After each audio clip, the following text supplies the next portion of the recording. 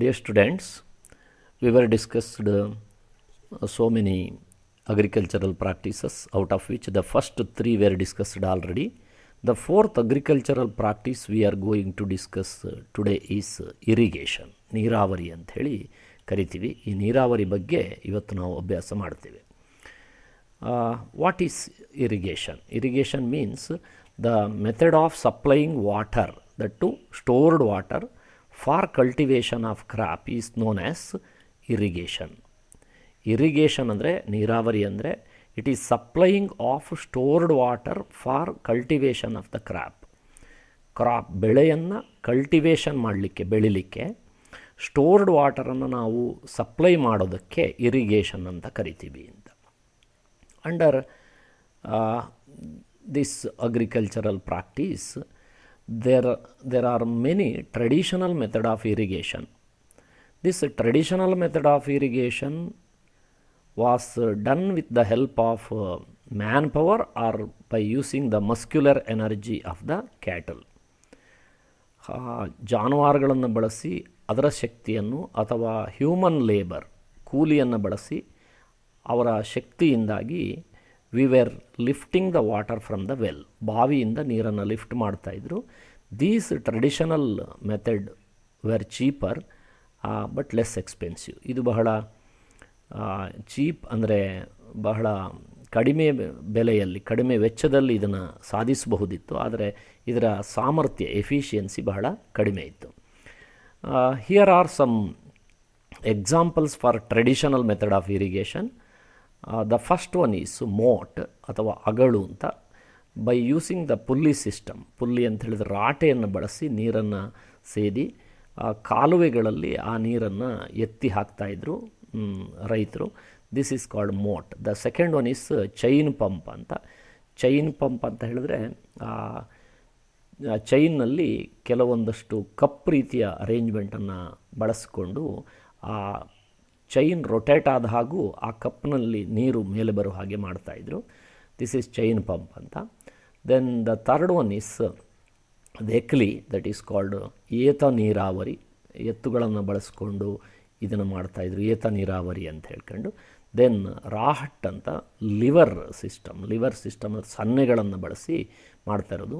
The picture of these what you call these four methods can be seen in your text book.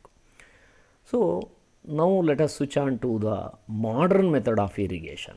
As I told you earlier that the traditional method were cheaper but less expensive, what is called less efficient. ಅಂದರೆ ಹಿಂದಿನ ಕಾಲದಲ್ಲಿ ಬಳಸ್ತಾ ಇರುವಂತಹ ಏನು traditional method, ಸಾಂಪ್ರದಾಯಿಕ ವಿಧಾನ ಇದ್ದು, ಆ ಸಾಂಪ್ರದಾಯಿಕ ವಿಧಾನಗಳು ಬಹಳ ಕಡಿಮೆ ವೆಚ್ಚದಲ್ಲಿ ಆಗ್ತಾ ಇದ್ದರೂ ಕೂಡ, ಚೀಪಾಗಿ ಆಗ್ತಾ ಇದ್ದರೂ ಕೂಡ ಲೆಸ್ ಎಫಿಷಿಯೆಂಟ್ ಅಂದರೆ ಅದರ ಸಾಮರ್ಥ್ಯ ಬಹಳ ಕಡಿಮೆ ಇತ್ತು ಅಂತ ಹೇಳಿದೆ. ಅದರಿಂದ ನಾವೇನು ಮಾಡ್ತೀವಿ, ಈಗ ಮಾಡರ್ನ್ ಮೆಥಡ್ಗೆ ಹೋಗ್ತಾ ಇದ್ವಿ. The modern method of irrigation includes sprinkler irrigation and drip irrigation. So first let us study what is sprinkler irrigation. ಸ್ಪ್ರಿಂಕ್ಲರ್ನೆಲ್ಲ ನೀವು ಎಸ್ಟೇಟ್ಗಳಲ್ಲಿ ನೋಡಿರ್ತೀರಿ, ಕಾಫಿ ಎಸ್ಟೇಟ್ ಇತ್ಯಾದಿಯಲ್ಲೆಲ್ಲ ಸ್ಪ್ರಿಂಕ್ಲರ್ ಇರಿಗೇಷನನ್ನು ಬಳಸ್ತಾರೆ. ಈವನ್ ಅರೇಕಾ ಪ್ಲಾಂಟೇಷನಲ್ಲಿ ಅಂದರೆ ಅಡಿಕೆ ಬೆಳೆಯಲ್ಲೂ ಕೂಡ ಈ ಸ್ಪ್ರಿಂಕ್ಲರ್ ಇರಿಗೇಷನನ್ನು ಬಳಸ್ತಾರೆ. The method of irrigation in which the water is sprinkled, ಚಿಮುಕಿಸುವುದು ಅಥವಾ ಸಿಂಚನ ಮಾಡುವಂಥದ್ದು ಅಂತ. ಅಂದರೆ ನೀರನ್ನು ಹನಿ ಹನಿಯಾಗಿ ಮಳೆಯ ರೀತಿಯಲ್ಲಿ ಸಿಂಚನ ಮಾಡುವಂತಹ ವಿಧಾನಕ್ಕೆ ನಾವು ಸ್ಪ್ರಿಂಕ್ಲರ್ ಇರಿಗೇಷನ್ ಅಂತ ಕರಿತೀವಿ. The water is sprinkled in the form of a thin spray ಮಾಡಿದ ಹಾಗೆ ನೀರನ್ನು ತೆಳುವಾದ ಧಾರೆಯಲ್ಲಿ ಅದು ಬೀಳೋ ಹಾಗೆ ಮಾಡುವಂಥದ್ದು ಓವರ್ ದ ಕ್ರಾಪ್, ಬೆಳೆಯ ಮೇಲೆ. That is called sprinkler irrigation. So sprinkler ಇರಿಗೇಷನಲ್ಲಿ ಏನು ಮಾಡ್ತಾರೆ, ಬೆಳೆಯ ಮೇಲೆ ನೀರಿನ ಕಿರಿದಾದ ಧಾರೆಯನ್ನು ಸುರಿಸ್ತಾರೆ. That is called sprinkler irrigation. This system is more useful on uneven land where sufficient water is not available.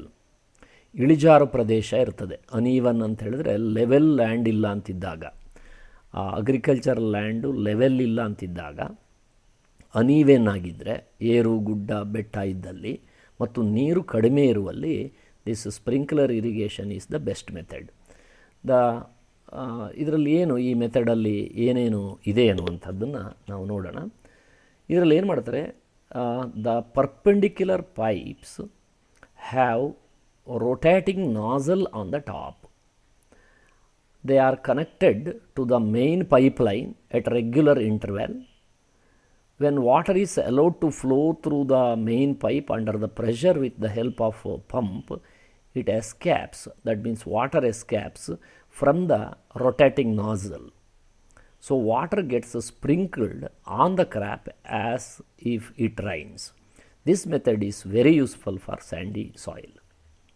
ಇಲ್ಲಿ ಏನು ಮಾಡ್ತಾರೆ ಅಂತ ಹೇಳಿದ್ರೆ, ಸ್ಪ್ರಿಂಕ್ಲರ್ ಇರಿಗೇಷನಲ್ಲಿ ಇದೊಂದು ಹಾರಿಜಾಂಟಲ್ ಮೇನ್ ವಾಟರ್ ಲೈನ್ ಇದೆ ಅಂತ ಹೇಳಿದ್ರೆ, ವಾಟರ್ ಪೈಪ್ ಲೈನ್ ಇದೆ ಅಂತ ಹೇಳಿದ್ರೆ, ಅದಕ್ಕೆ ಪರ್ಪೆಂಡಿಕ್ಯುಲರ್ ಆಗಿ ಲಂಬವಾಗಿ ಸಣ್ಣ ಸಣ್ಣ ಪೈಪುಗಳನ್ನು ಹೀಗೆ ನಿಲ್ಲಿಸಿರ್ತಾರೆ. ಅದರ ತುದಿಯಲ್ಲಿ, ಅದರ ಟಾಪ್ನಲ್ಲಿ ರೊಟೇಟರಿ ನಾಝಲ್ ಇರುತ್ತೆ. ನಾಝಲ್ ಅಂತ ಹೇಳಿದ್ರೆ ವಾಟರ್ನ ಸ್ಪ್ರಿಂಕಲ್ ಮಾಡುವಂತಹ ನಾಝಲ್ ಏನೋ ಅದು ರೊಟೇಟಿಂಗ್ ನಾಝಲ್ ಇರುತ್ತೆ, ಅದು ತಿರುಗುವಂತಹ ನಾಝಲ್ ಇರುತ್ತೆ. So when water flows with great pressure through the main pipe, it escapes from the rotatory nozzle. ಯಾವಾಗ ಮೋಟರ್ನ ಬಳಸಿ ಹೆಚ್ಚು ಪ್ರೆಷರ್ನಲ್ಲಿ ಮೇನ್ ಪೈಪ್ಲೈನ್ನಲ್ಲಿ ನೀರನ್ನು ಸಾಗಿಸಿದಾಗ ಹೆಚ್ಚು ಪ್ರೆಷರ್ನಿಂದ ಆ ನೀರು ಈ ರೊಟ್ಯಾಟಿಂಗ್ ನಾಝಲ್, ತಿರುಗುವಂತಹ ಸ್ಪಿನ್ನಿಂಗ್ ನಾಝಲ್ ಏನಿದೆಯೋ, ತಿರುಗುವಂತಹ ನಾಝಲ್ ಮೂಲಕ ಅದು ಹೊರಕ್ಕೆ ಬರ್ತದೆ. So water gets sprinkled on the crop. ನೀರು ಹೇಗೆ ಆ ಕ್ರಾಪ್ ಮೇಲೆ, ಬೆಳೆಯ ಮೇಲೆ ಸ್ಪ್ರಿಂಕಲ್ ಆಗುತ್ತೆ ಅಂದರೆ, ಇಫ್ ಇಟ್ ಈಸ್ ರೈನಿಂಗ್, ಇದು ಮಳೆಯ ರೀತಿಯಲ್ಲಿ ಸಿಂಪಡಣೆ ಆಗುತ್ತೆ. This method is best for sandy soil. ಇದು ಮರಳು ಭೂಮಿಗೆ ಹೆಚ್ಚು ಉಪಯುಕ್ತ ಆಗ್ತದೆ.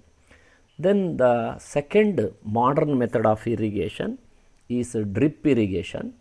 The name itself indicates that by this method of irrigation, water is supplied to the soil in the form of drop. So ಇಲ್ಲಿ ನೀರನ್ನು, ಈ ಮೆಥಡ್ನಲ್ಲಿ ನೀರನ್ನು ಬೆಳೆಗಳಿಗೆ ಡ್ರಾಪ್ ಬೈ ಡ್ರಾಪ್ ಅಂದರೆ ಹನಿ ಹನಿಯಾಗಿ ಬೀಳೋ ಹಾಗೆ ಮಾಡ್ತಾರೆ. So the irrigation system in which the water falls drop by drop directly near the root of the crop plant.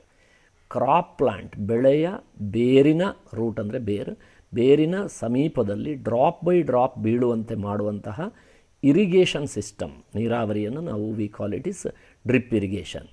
It is the best technique for watering the fruit plants. ಇದು ಹಣ್ಣಿನ ಗಿಡಗಳಿಗೆ ಬಹಳ ಒಳ್ಳೆಯ method. And it is very useful for garden and trees. Banana tree ಇತ್ಯಾದಿಗೆಲ್ಲ ಇದು ಬಹಳ helpful ಆಗುತ್ತೆ. Water is not wasted at all. ಈ ವಿಧಾನದಲ್ಲಿ ನೀರು ಸ್ವಲ್ಪನೂ ಕೂಡ ವೇಸ್ಟ್ ಆಗಲ್ಲ. It is a boon in region where availability of water is poor. ಇದು ಕೂಡ ನೀರು ಎಲ್ಲಿ ಕಡಿಮೆ ಇರ್ತದೋ ಅಂತಹ ಒಂದು ಭೂಮಿಗೆ ಈ ಮೆಥಡ್ ಬಹಳ ಯೂಸ್ಫುಲ್ ಆಗಿದೆ. ಸೊ ಡ್ರಿಪ್ ಇರಿಗೇಷನ್ ಅಂದರೆ ಸಣ್ಣ ಪೈಪ್ಗಳಲ್ಲಿ ವಾಟರ್ನ ಡ್ರಾಪ್ ಬೈ ಡ್ರಾಪ್ ಬೀಳೋ ಹಾಗೆ ಮಾಡುವಂಥದ್ದು.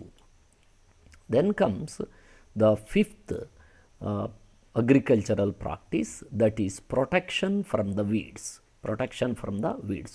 So we have to protect the agricultural plant or crop by weeds. We have to protect the crop plants from weed. Weed ಅಂದರೆ ಕಳೆಯಿಂದ ನಾವು ಬೆಳೆಯನ್ನು ರಕ್ಷಣೆ ಮಾಡಬೇಕು. ವೀಡ್ಸ್ ಅಂದರೆ ಕಳೆ ಅಂತ ಹೇಳಿದೆ. What is weed? If the question asked what are weeds, the unwanted plants that are grown along with the crop plant are called weeds. ಬೆಳೆಯ ಜೊತೆಯಲ್ಲಿ ಬೆಳೆದಂತಹ ಅನ್ವಾಂಟೆಡ್ ಪ್ಲಾಂಟ್ಸ್, ಅನಪೇಕ್ಷಿತ ಸಸ್ಯವನ್ನು we call it is weeds. ಅದನ್ನು weeds ಅಂತ ಹೇಳಿ ಕರಿತೀವಿ. ಈ ವೀಡ್ಸನ್ನು, ಕಳೆಯನ್ನು ನಿರ್ಮೂಲನೆ ಮಾಡುವಂಥದ್ದು, ರಿಮೂವಲ್ ಮಾಡುವಂಥದ್ದನ್ನು ವೀಡಿಂಗ್ ಅಂತ ಕರಿತೀವಿ. So what is weeding? The removal of weeds is called weeding. ಇದನ್ನು ವೀಡಿಂಗ್ ಅಂತ ಹೇಳಿ ಕರಿತೀವಿ, ಕಳೆಯನ್ನು ಕೀಳುವಂಥದ್ದು ಅಂತ. ಇದು ತುಂಬ ನೆಸಸರಿ ಇದೆ.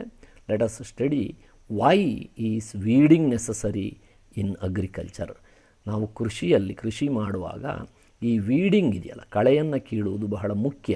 ಯಾಕೆ ಅಂತ ನೋಡೋಣ. Weeds compete with the crop plants for water, nutrients, space and light. ಈ ಕಳೆ ಇದೆಯಲ್ಲ, ಅದು ಬೆಳೆ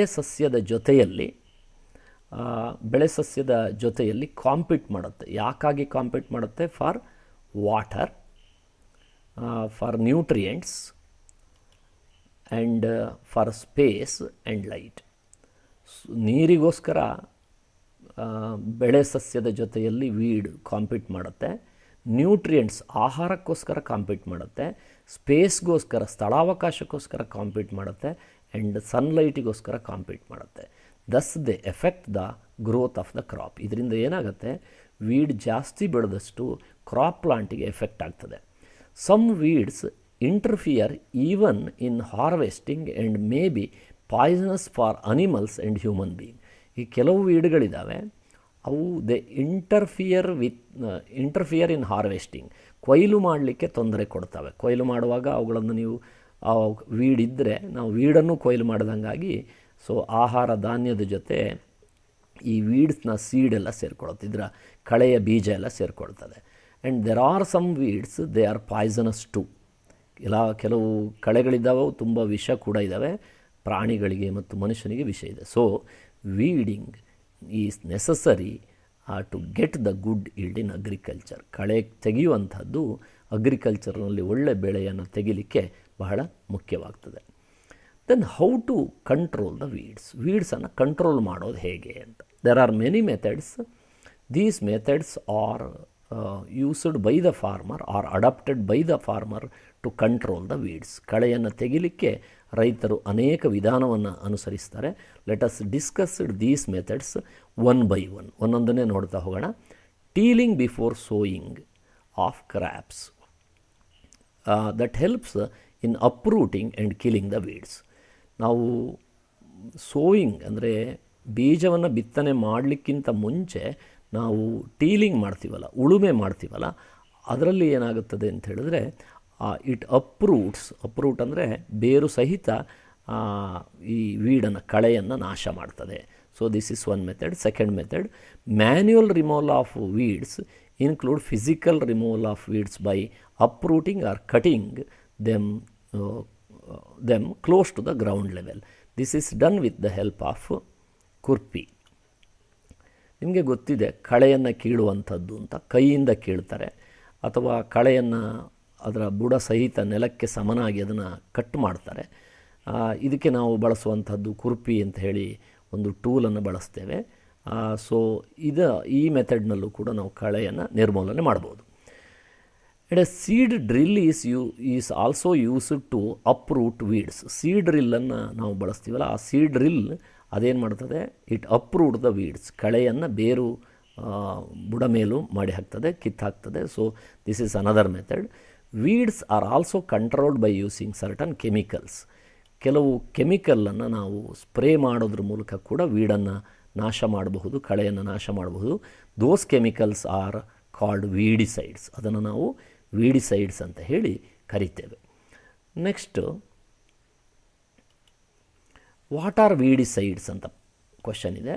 weeds are also controlled by using certain chemicals, they are called ವೀಡಿಸೈಡ್ಸ್.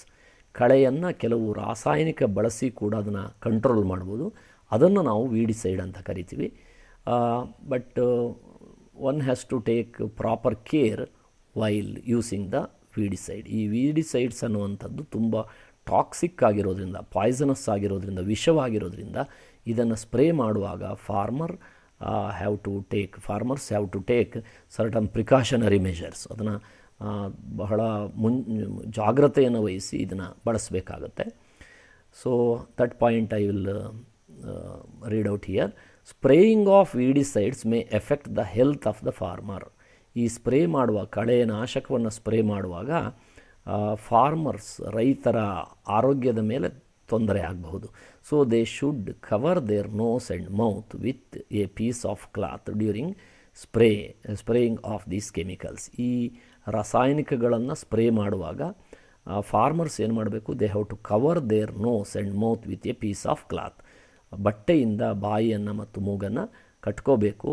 ಆದ್ದರಿಂದ we can avoid the danger caused by the weedicides. Weedicides ಅನ್ನುವಂಥದ್ದು toxic material, ವಿಷವಸ್ತು. ಆದ್ದರಿಂದ ಅವುಗಳನ್ನು spray ಮಾಡುವಾಗ ತುಂಬ ಪ್ರಿಕಾಷನ್ನ ತೆಗೆದುಕೋಬೇಕು ಅಂತ. Next agricultural practices we are going to study in the next class is harvesting. ಕೊಯ್ಲು ಮಾಡುವಂಥದ್ದು, ಬೆಳೆ ಬಂದಾದಂತಹ ಅಥವಾ ಬೆಳೆದಂತಹ ಬೆಳೆಯನ್ನು ಕಟಾವು ಮಾಡೋದಕ್ಕೆ ಹಾರ್ವೆಸ್ಟಿಂಗ್ ಅಂತ ಹೇಳ್ತೀವಿ. This let us discuss later. Okay, thank you for listening the class.